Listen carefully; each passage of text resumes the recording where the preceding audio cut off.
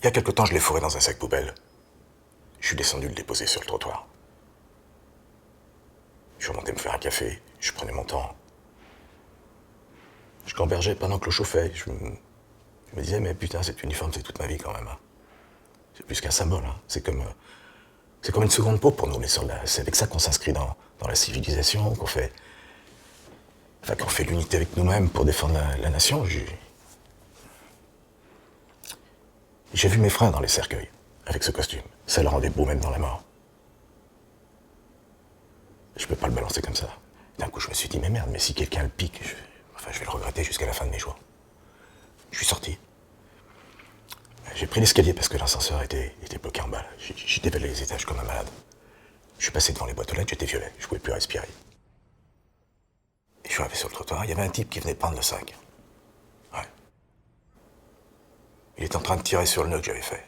Je lui ai arraché les mains. Le type me dit, mais ça va pas la tête, c'est qu'un sac d'ordures. Je pouvais à peine parler. Je lui ai dit, mais celui-là, il est pas comme les autres. Tu peux pas comprendre. Alors, je suis reparti, en serrant le sac contre moi, là. Mais carrément comme une peluche. Je croisais la gardienne, elle me regardait bizarrement, elle m'a dit, mais monsieur Corbin, vous allez bien? Je dis, ouais, ça va pas mal ces temps-ci, merci. Elle avait pas l'air convaincue. À la maison, j'ai remis l'uniforme sur son cintre, hein, bien proprement. Je lui ai parlé comme à une vraie personne. Je lui ai dit, je suis désolé, je t'ai manqué de respect. J'ai été indigne envers toi, je ne recommencerai plus jamais ça. On ira tous les deux jusqu'au bout maintenant, fais-moi confiance. Non mais c'était leur truc, ça. L'éveil de la conscience. Ils disaient qu'en récitant des mantras toute la journée, on pouvait atteindre la lumière divine. Tu parles. Pendant ce temps-là, le frigo était vide, et les factures, elles s'empilaient sur la table de la cuisine. Et lui, je te garantis qu'il avait un autre mantra, lui. Je me rappelle quand j'étais gamin, les grands-parents m'ont acheté un vélo sur un catalogue. Il était arrivé par la poste, emmailloté dans des bandelettes, là, comme tout en camon. Et je l'adorais, ce vélo. Alors j'ai commencé à me balader dans le quartier, découvrir des trucs que je connaissais pas. J'avais repéré une petite voisine à 2 rues de là. Je l'avais seulement au bahut, je savais même pas qu'elle habitait juste à côté. Je commençais à rêver de femme, de liberté. Et puis un jour, on me l'a piqué, ce vélo. Je suis rentré à pied. J'ai pleuré pendant des heures. J'avais les boules, je pouvais pas m'y faire. On m'avait piqué mon vaisseau pour la liberté. Mais écoute bien, à ce moment précis, alors que j'aurais vraiment eu besoin de réconfort et de compréhension, c'est la vague New Age qui a refait surface. Les dingos de la conscience sont déboulés dans ma chambre, avec des bâtons d'encens, des tambourins, là. Ils ont commencé à essayer de... Enfin, ils m'ont harcelé, essayé de m'endoctriner en me disant qu'il fallait lâcher prise.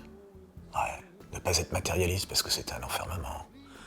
Et que j'allais devoir travailler sur cette sensation de manque, de frustration pour évoluer, aller vers la lumière. Ouais.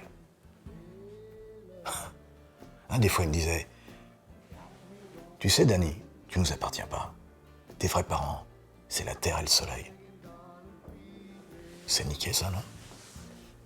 Je veux dire, comment tu peux pas te sentir en sécurité dans une famille pareille, c'est pas possible.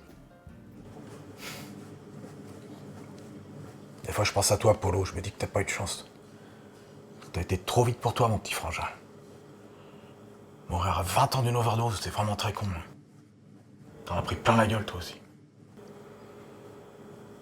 On en a vu passer des cas sociaux à la maison.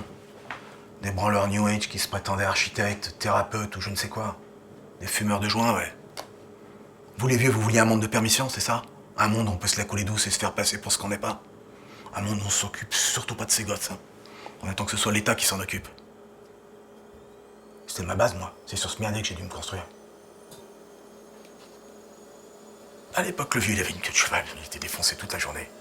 Il se tirait son premier joint avec un bol de café. Il était encore à peu près lucide. On pouvait changer 2-3 trucs avec lui. En fin de journée, il racontait que de la merde. Des trucs sans queue ni tête. De la merde. Il restait plus qu'un trou fumant. Un putain de cratère. Alors on est reparti, en marchant là, droit devant nous, comme des marteaux. Bienvenue chez les dingues. Bienvenue.